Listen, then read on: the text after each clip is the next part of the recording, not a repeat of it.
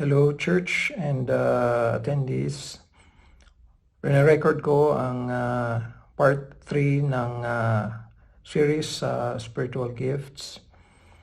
At mula ngayon hanggang sa natitirang huling 6, ang bawat video na ay nakatutok na sa 7 spiritual gifts. And ang sequence niya ay according doon sa Romans chapter 12. So dahil sa yun ang ating reference, magsisimula tayo sa gift of prophecy. So sino ang mayroong gift ng prophecy?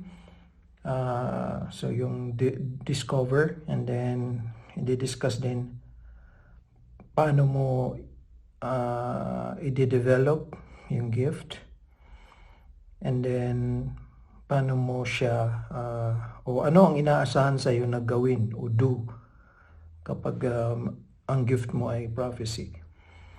Ngayon, lilinawin ko sa inyo na sa pag-aaral ng series na ito, hindi siya madali kasi wala tayong biblical data na makukuha na kung saan ay pinapakita mismo ng Bible character na ito yung gift niya. So wala tayong ganoong data. Pero so ang magagawa lang natin ay yung suriin sa salita ng Diyos yung mga ebidensya na nagpapahiwatig na si ganito ay ang gift niya ay maaaring ganito. Okay? So kumbaga ang maibibigay natin ay yung close estimation ng gift ng isang character sa Bible gamit ang Word of God. At since ang sisimulan natin ng gift of prophecy, meron akong isang character na pinakamalapit na gift niya ay yung itong ang prophecy. So, simulan natin sa panalangin. Dakilang Diyos, patnubayan niyo po ang pagtalakay na ito na maging malinaw din ang aking pagpapaliwanag at pagsasalita para matulungan po ang bawat tagapakinig na maintindihan at masuri nila ang sarili nila base sa salitaan po ninyo. Pagpalain niyo po, Panginoon, ang pag-aaral sa ngalan ni Jesus. Amen. Ang sinasabi kong character ay si Apostle Paul. At mayroong isang talata sa Bible na nagpapahiwatig na ang gift niya is prophecy. Okay, so punta tayo sa 1 Corinthians chapter 13. At itong unang sulat ni Paul sa Corinthians, dito sa verse sa chapter 13, tinalakay niya dito yung speaking in tongues. And then kinumpara niya ito sa charity or love in chapter 14. Now, tingnan ninyo yung verse 2 ng 1 Corinthians 13. Sabi niya, "And though I have the gift of prophecy and understand all mysteries and all knowledge, and though I have all faith so that I could remove mountains, and have not charity, I am nothing." So, nabanggit dito yung gift of prophecy. And yung pagkaka-structure ni Apostle nung salita, nung sentence niya, hindi siya declarative. Actually, itong ang susi dyan sa first statement ay though, which is a conditional siyang word. So, nagiging conditional statement yung first statement dito. And then, ginamitan niya pa ng I have. So, yung I have dito, yung verb dito is subjective, ang mood. So, pag ganon, parang ang sinasabi niya dito, kung sakali, o kaya, halimbawa man, ang gift ko ay prophecy, at naiintindihan ko ng lubos ang mga mahihirap na talata sa salita ng Diyos. At meron ako ng lahat ng karunungan. At meron ako ng lahat ng pananampalataya, pero wala naman akong pag-ibig, sabi ni Paul, wala pa rin ako.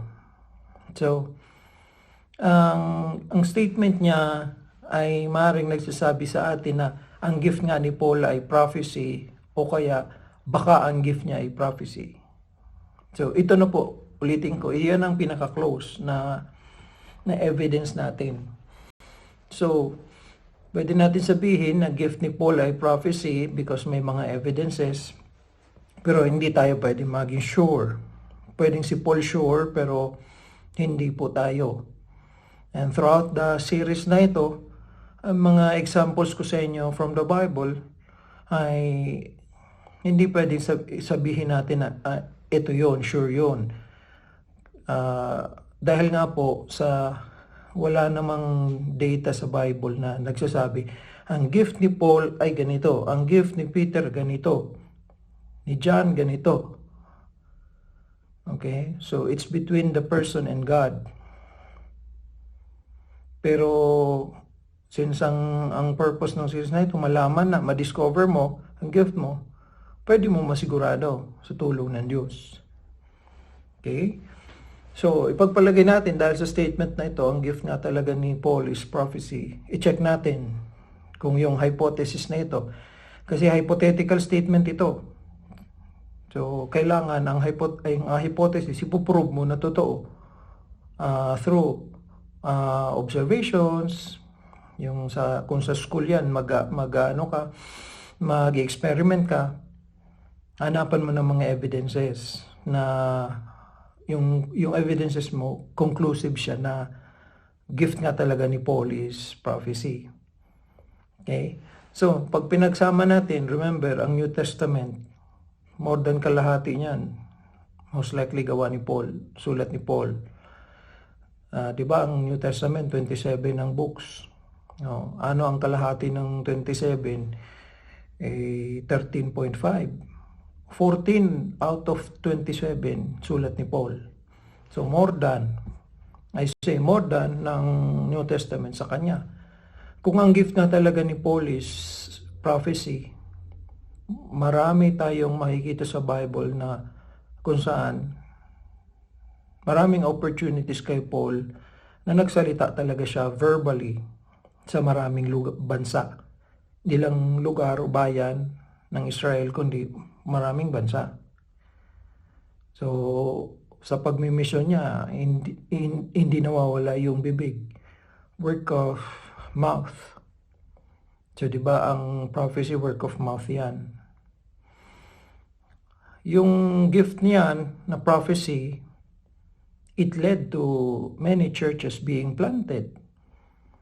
So, hindi ka makakaplan kung hindi ka nagsasalita, nagtuturo, hindi ka nag-witness, hindi ka nag-preach, nag-teach. Kung ito yung gift ni Apostle Paul, napansin ninyo na hindi talaga mapigilan ang kanyang pananalita because kahit nakakulong na siya, twice siyang nakulong, nakaproduce pa rin siya ng maraming volumes of letters.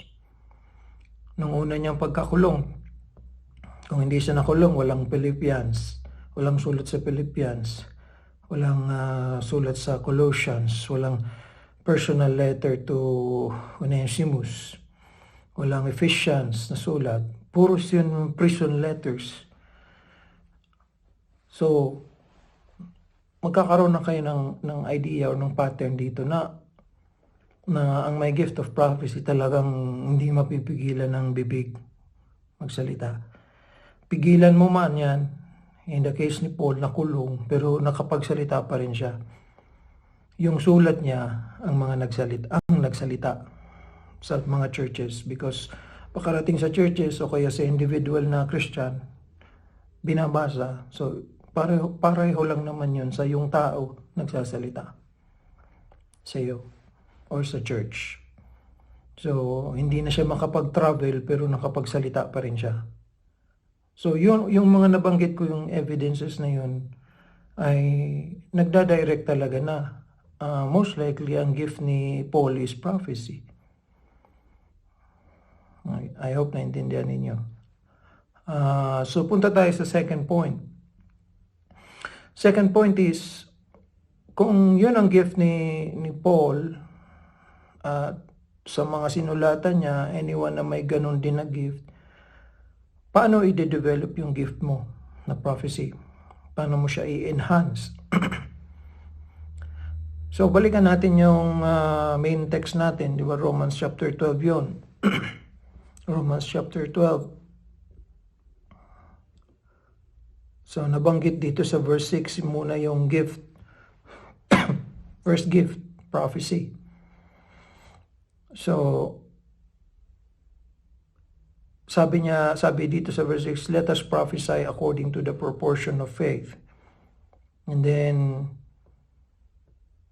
related yung verse 9 sa prophecy din na Romans 12:9, let love be without dissimulation. Abhor that which is evil, cleave to that which is good. So, related po ito. Mamaya, ipakita ko sa inyo na related ito because may another passage na mula din sa bibig ni Paul. So, paano mo i-develop yung gift mo na prophecy? Kailangan daw, sabi dito sa verse 9, meron ka munang pag-ibig. At yung pag-ibig mo, dinescribe niya as without dissimulation. Ibig sabihin, totoo dapat yung pag-ibig mo, true and sincere. So, nagmula yung without dissimulation, two English words yan, pero one Greek word lang yan. At yung Greek word na yon, ang kahulugan is true, at the same time, sincere. So, hindi siya nagpapanggap na pag-ibig. Hindi siya peke na pag-ibig. Totoo talaga. So, kailangan pala, kung yun ang gift mo, yung pag-ibig mo, pag-ibig ng Diyos na nasa iyo, siguraduhin mo din muna na totoo siya and hindi siya mapagpanggap. And then, ang sabi dito sa 1 Corinthians 13:2, balikan natin ito yung magpapatunay na kailangan ng love sa gift of prophecy. Kasi sabi di ba ni Paul sa verse 2 ulit, ang idea kahit pa daw may gift siya na prophecy, kahit pa naintindihan niya ang mga salita ng Diyos at kahit pa yung mga mahihirap na part ng salita ng Diyos, kung wala naman daw siyang charity o pag-ibig, wala pa rin. So, ibig sabihin, ang gift of prophecy, kailangan may partner siyang love, pag-ibig ng Diyos. So, magkasama yan. Hindi mo siya pwedeng paghiwalayin. Kaya nga pag hindi paligtas yung may gift of prophecy, hindi niya naunawaan ang pag-ibig ng Diyos, hindi niya alam o hindi niya tinanggap. Kaya, walang gamit, walang pakinabang, nothing yung taong yun. Diba? 1 Corinthians 13:2, may gift kang prophecy, wala kang pag-ibig, nothing ka. Useless ka. So, alam mo yung gift mo na, tapos ligtas ka pa, at sinusunod mo ang Panginoon, ang salita ng Diyos, nabibuild mo yung pag-ibig. And yun ang kailangan pala para ma-develop mo. Lumalago siya, ang gift na yun. May gift ka, walang love, hindi siya lalago. Hindi mo siya ma-develop. And nami-misuse mo pa siya. Mali pa yung paggamit mo. Okay? So, yun ang pag-develop. Kailangan may love.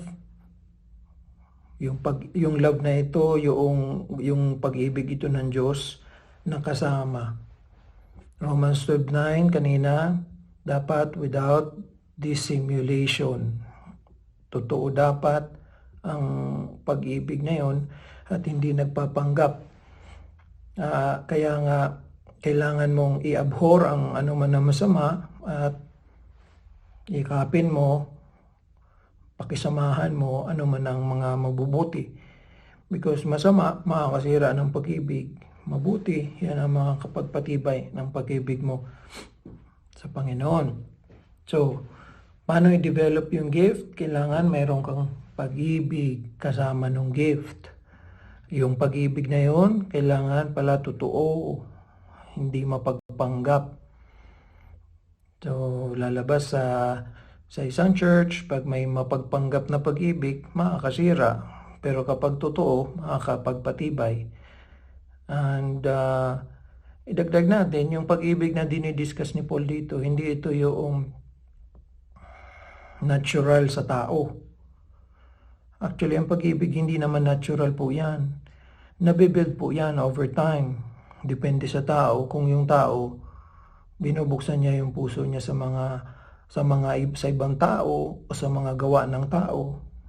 So, kahit diniscuss ni Apostle sa 1 Corinthians chapter 14, yung charity. So, verse 1, follow after charity. So, hindi natural kasi kailangan mo pala i-follow yung pag-ibig ng Diyos. So, hindi ka magfa-follow, hindi magkakaroon ng charity. Di ba? So, kahit naman by observation, tingnan nyo, bakit yung anak na pinanganak, mahal niya na ba agad ang kanyang magulang? Yung nanay na nag-anak sa kanya? Hindi. Hindi niya pa naman niya kilala. Hindi niya pa naman alam ko anong ginagawa ng nanay sa kanya, pati ng tatay. Pero over time, nagkakaroon siya ng knowledge sa ginagawa ng magulang, natututunan niyang mahalin. So, love is not natural. Hindi siya inherent, lalabas na lang. Hindi Kaya nga sabi ni Apostle Paul, follow after. Susundin mo yung pag-ibig. Susundin mo yung pag-ibig ng Diyos. Kaya, to do that, kailangan mo muna maintindihan ng Word of God. Kasi ang Word of God lang ang source ng knowledge ng mga gawa ng Panginoong Diyos.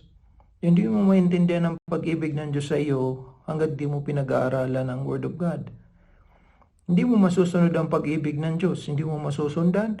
Hindi mo masusundan ang pag-ibig ng magulang na godly. Hindi mo masusundan ang pag-ibig ng pastor na godly, ng teacher na godly, kung hindi mo naman naiintindihan. Kaya nga, yung iba na hindi nakakaintindi o ayaw lang intindihin, umaalis because na-offend sila sa pastor. Okay? So instead i-follow, ina-unfollow, at sinusundan nila yung kanilang own way. The way of Cain, diba? The way of Cain is sundin ang sarili, hindi ang Diyos.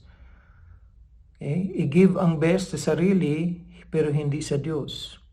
Kaya nga hindi katanggap-tanggap yung offering niya sa Diyos So, minaliit niya ang Diyos, tinipid niya, kinuriputan niya ang Diyos, pero sa sarili niya gusto niya yung lahat ng best. So, anong masasabi ninyo sa mga umalis? Mas mahal ang sarili, kaya umalis. Nung nasaktan si Larry, umalis. At dahil sa pride, ayaw bumalik. Ano ang sinundan na daan ni Hazel? Nakuha na niya yung gusto niya, which is may trabaho siya. So, malayang umalis. Ano ang reason ni Pinky? Ba't umalis? Hindi niya raw kayang sumunod. So, ginamit hindi kaya, pero sa totoo, yung puso, dahil sa puno ng kasinungalingan, ng pandaraya, ng kasalanan, hindi nakilala, hindi na malaman kung ano ang tamang desisyon na gawin. Kaya sasabihin na lang lagi, isisisi na lang, hindi ko kasi kaya Pero ang totoo, ayoko.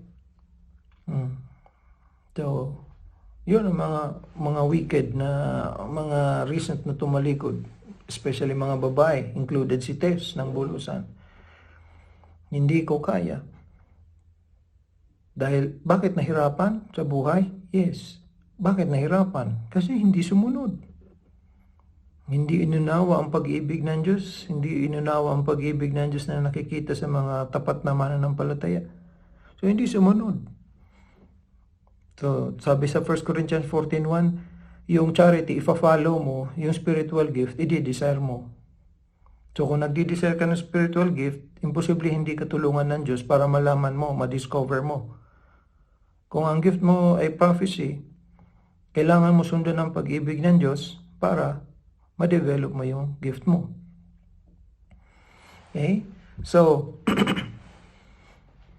yun ang mga kailangan mo i-develop, yung pag-ibig para partner siya sa spiritual gift mo na prophecy.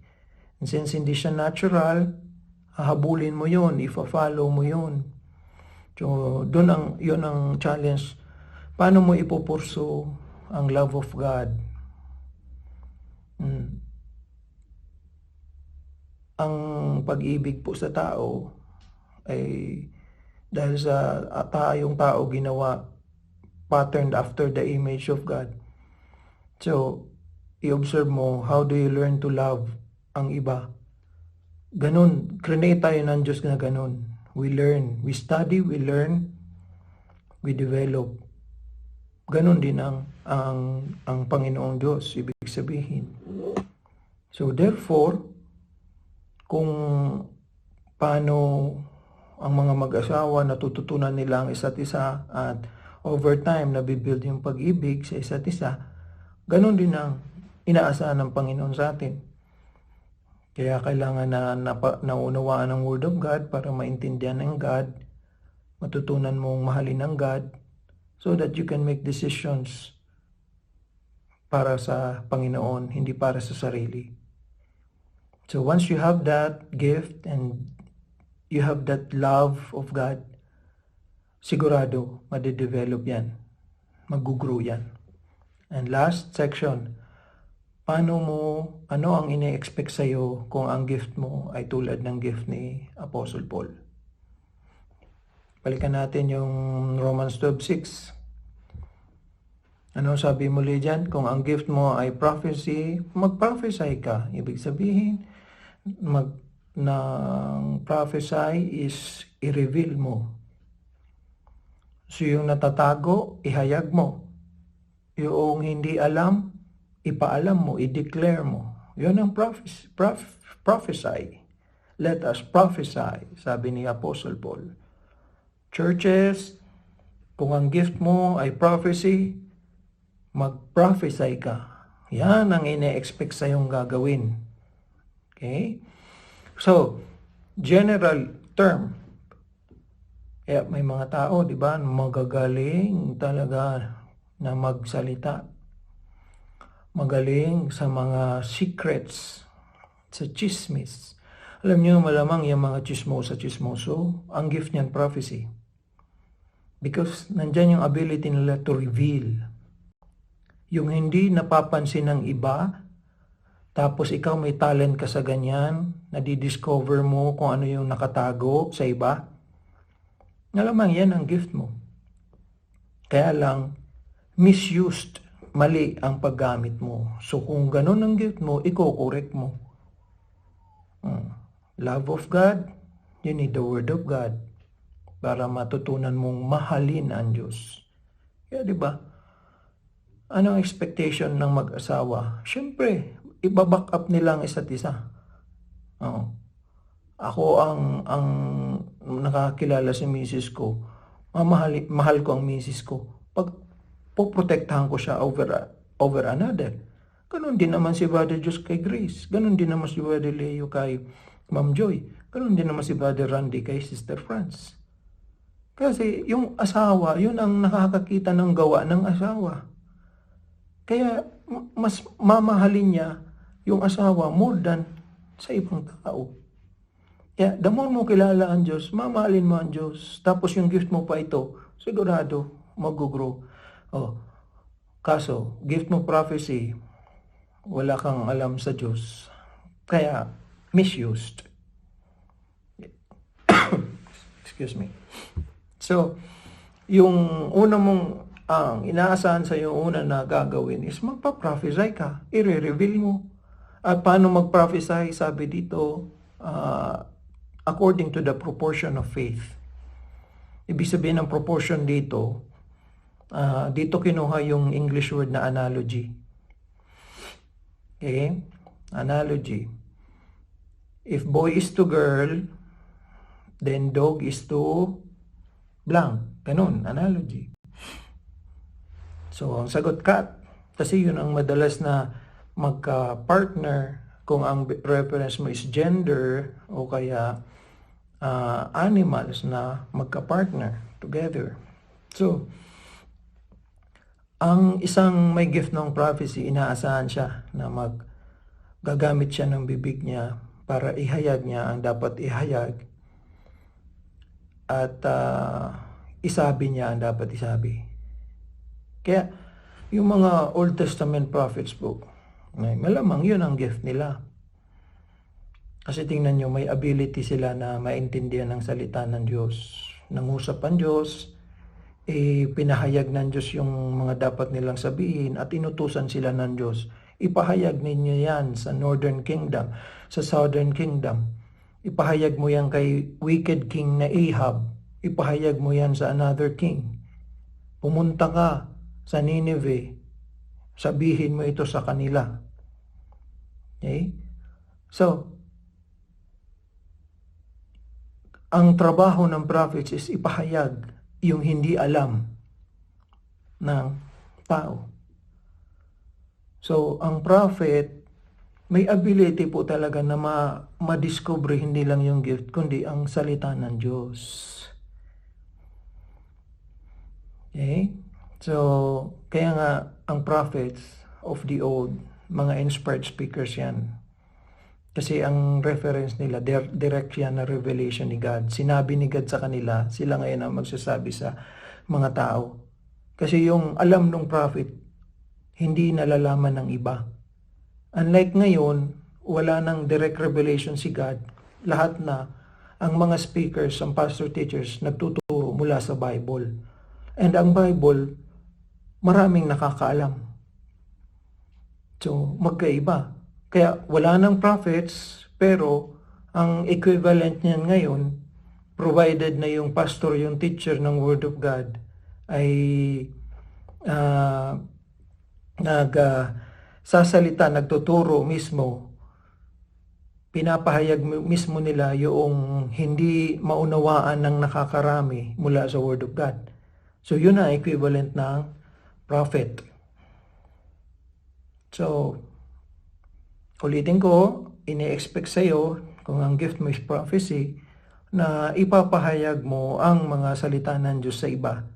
Especially yung mga mahihirap, yung sabi ni Paul kanina sa 1 Corinthians 13:2, mysteries. Mysteries kasi kahit yung ibang nag-aaral ng Word of God, hindi malaman. Okay? Another, mula kay Peter naman, 2 Peter chapter 1, verse 20 and 21. Sabi dito sa 20, knowing this first, that no prophecy of the scripture is of any private interpretation. So wala daw, sabi ni Apostle Peter, lahat daw ng Old Testament prophets na nagsulat at nasusulat ay hindi ito gawa-gawa nila. So kung hindi gawa-gawa nila, paano nila nabuo yun? The prophecy came not in old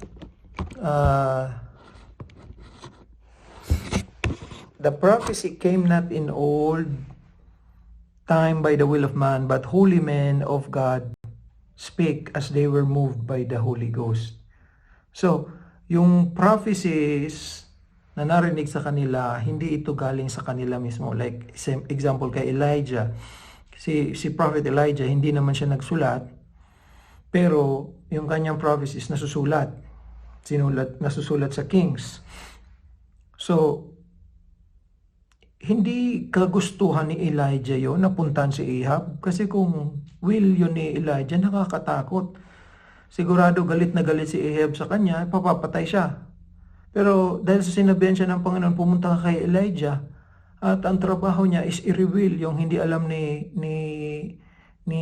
Ahab, sumunod si Elijah sa Panginoon. So, obviously, hindi ito kalooban ni Elijah, kundi kalooban ng Diyos. And yung mga nagsulat na writers tulad ni Isaiah, ni Jeremiah, holy men of God, sila ay nakapagsalita kasi sila ay pinamunuan ng banal na espiritu. So ang second na ina-expect sa iyo, yung una, prophesy. Ikalawa, work. Trabahuhin mo yung gift mo. Hindi by your own will, but by the will of the Holy Ghost. So by the Holy Ghost. Work on your gift by the Holy Ghost. This is a work of mouth. So it's important na hindi will mo ang naririnig sa bibig mo, kundi will ng Holy Ghost. Kaya kailangan talaga ligtas. Kasi pag hindi ligtas, walang Holy Ghost. Walang Holy Ghost, wala kang trabaho by the Holy Ghost. Kundi lagi ang trabaho mo by yourself. Yung pananalita mo by your will, by your desires. Walang ibang mag-iimpluwensya sa iyo kung hindi ka ligtas. Ang mag-iimpluwensya sa iyo, sarili mo lang o kaya yung ibang taong nakikilala mo. Unlike kung ligtas ka, ang banal na espiritu naninirahan na sa iyo at kapag naintindihan mo na ang Bible, saka siya mangungusap sa iyo kung anong mga kailangan mong desisyon na gawin sa buhay. So, prophesy according sa tatag ng pananampalataya. Number 2, work on it, on your gift by the Holy Ghost. Number 3, kanina sabi sa 2 Peter 1:20, ang mga prophets na kapagsulat ay by the will of the Holy Ghost, not by their will. So anong importante na source ng ipaprophesy ng may gift na ito? Scripture, Holy Scriptures. So important din na ang gift mo, kung ang gift mo is prophecy, kailangan nagsasalita ka, naghahayag ka mula sa banal na salita ng Diyos. Kailangan trabahuhin mo sa pamamagitan ng banal na espiritu ng Diyos. Kailangan magsalita ka mula sa banal na salita ng Diyos. Dahil pag hindi mo alam ang banal na salita ng Diyos, so yan na ngayon. Wala ka ng love, wala kang love of God, wala ka pang alam sa banal na salita ng Diyos. So anong sasabihin mo? Ayan. So yung sabi, stock knowledge, which is na gather mo over time, mula nung maliit ka pa. So magkahalong kalokohan, makamunduhan, o kaya mga konting natututunan mula sa Word of God. So pag nagsalita ang may gift, syempre mapapansin ang pinagkaiba. Kaya mag-ingat po tayo na hindi tayo masanay sa pagtitipon na walang preaching of God's words. Kaya mayroong ganito online. See? Isa lang si Brother Josh eh. So, kung ako sa mga lalaki, mabibigatan ako na may pagtitipon nga. Nandyan yung hindi gaano mahalagang parte ng pagtitipon, pero yung pinakamahalaga wala, which is preaching of God's words. See? Pwedeng magtipon na walang nagpapaawit, walang song leader. Pwede magtipon na walang awitan. Pwede magtipon na walang testimony time. Pero hindi pwede na walang preaching of God's words. You cannot call it assembly, pagtitipon para sa Diyos, kung yung salita ng Diyos hindi naririnig, hindi na ituturo o na ipapahayag. So kahit ito, sinamarize sa inyo in 30 minutes or more, pronases na itong salita ng Diyos. Pronases na para sa iyo para maging simplified na lang ang pakikinig. So, maging babala dapat ito sa inyo na yung testimony time nyo, inaabot kayo ng 2 oras, pero ang papakinggan ninyong preaching 30 minutes to 40 minutes lang. And bakit nangyayari yun? Because some of you, ginagamit niyo yung platform ng testimony time Pwede nyo naman i-summarize lang yung blessing ninyo in 1 or 2 sentences pero kinikwento nyo lahat. So, malamang yung mga nagsasalita na iba po dyan, may gift talaga ng prophecy. Pero you are misusing it. Kasi tingnan nyo ang ganito situation. May gift ka ng prophecy pero wala kang gaano alam sa Word of God. So, ang tendency mo, salita ka ng salita, pero hindi, ang source mo hindi na Word of God. So, kaya may mga nagte-testimony dyan na lahat na kinwento, halos kung anong step 1, 2, 3, 4, binanggit na. Pag sinimulan mo pating pagsalitain, dire-diretso na, armalite ng bibig. And hindi rin po natin pwedeng sabihin na yung mga hindi nagsasalita, hindi nila gift ang work of mouth na yun, ha? Kasi obserbahan ninyo, ang iba naman sa inyo kapag, tahimik lang, hindi masalita, pero pag tumayo sa pulpito, pag pinagsalita mo, dire-diretso rin naman magsalita. So hindi lagi basis dyan yung tahimik ang tao. May mga miyembro tayo, may mga kapatiran tayo, tahimik, pero pag nagsalita, mahaba, walang skill pa na i-shorten yung kanyang testimony. So dapat matuto tayo mag-summarize. Kasi, remember, sa pagtitipon kasama ninyo ang Panginoong Hesus. Ano kaya ang sasabihin ng Panginoon habang kasama ninyo? Na ang mga speakers hindi naman inspired. Remember, ang Word of God inspired and preserved. Word of God yan. Kaya kapag binasa yan, tama yan. Lalo pa pag reveal ko anong meaning yan at dineclare ang meaning yan. Pero pag nagsalita tayo, nagkukwento tayo, our experiences, hindi naman po yan mali. Pero dapat maging fair din tayo to shorten it for the sake of others. Kasi wala naman dapat tayo ditong favoritism or hindi na mag-a-apply yung rule sa'yo. The rule must be applied sa lahat. Kahit nga ako, sinisikap ko i-shorten to 30 minutes. So, mga kapatid, ang ini-expect na gagawin mo kung ang gift mo is mag-prophesy, work on your gift by the Holy Ghost, speak from the Holy Scriptures. Ang Book of Revelation is a book of prophecy. Sabi sa Revelation chapter 1 verse 3, Blessed is he that readeth, and they that hear the words of this prophecy. So, ibig sabihin, pag naintindihan mo ang Book of Revelation, yan na yung mysteries na sabi ni Paul, tapos may gift ka pa ng prophecy, tapos may love ka pa of God, ay, napakaganda.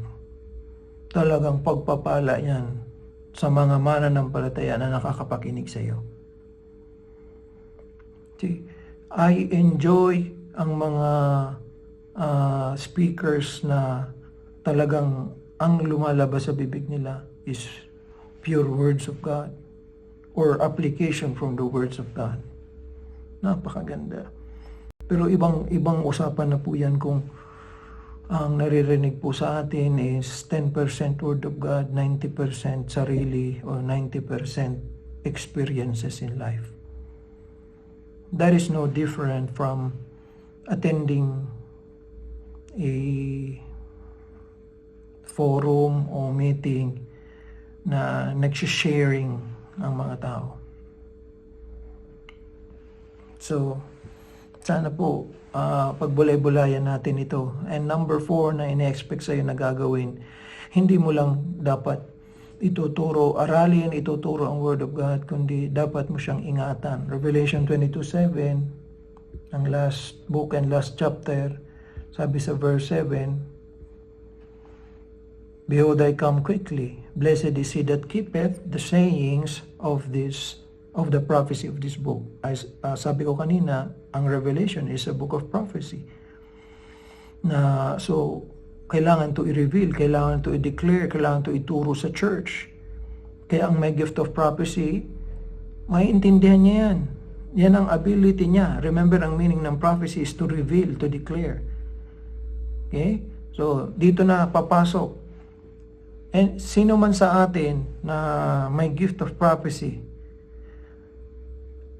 kailangan mo maabot yung punto na naintindihan mo ang Book of Revelation and all other 66 books ng Bible. Kasi ito yung magiging source ng lalabas sa bibig mo. Gagawin mo ito para sa Diyos, hindi para sa sarili mo. Para sa church. Ngayon, huwag natin baliktarin ha. Baka sabihin ng iba, ay hindi ko yan gift kasi hindi ko maintindihan. Baliktad ang pag-unawa mo.